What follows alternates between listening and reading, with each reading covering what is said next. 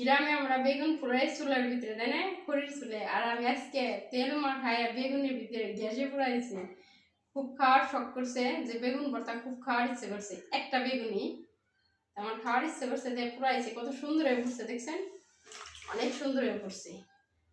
খাওয়ার ইচ্ছে করলে আমার নাগালে বেগুন গ্যাসে পুরান যায়, কিন্তু সরিষার তেল আগে বেগুনের গায়ে মাখাই নেবেন।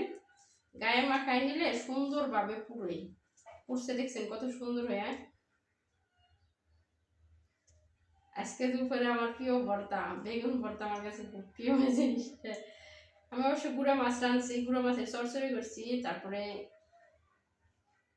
পাঁচ শাক রান্না করছি। কিন্তু এটা করতেছি আমার লিগে শুধু একা, এটা বাচ্চাকেও দেবো না, বাচ্চার বাবারও দেবো না, শুধু আমি খাবো।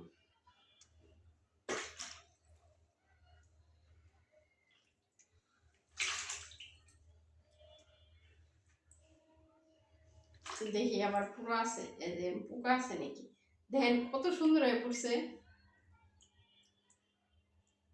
পোকা নাই।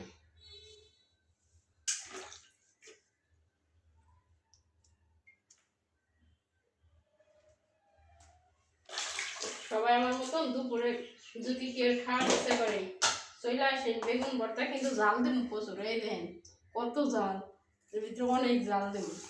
জাল দিয়ে সরিষার তেল দিয়ে ভর্তা, সেই আকারে এই যে সরিষার তেল দেখছেন, তাহলে কেমন হবো, অনেক মজা হইব।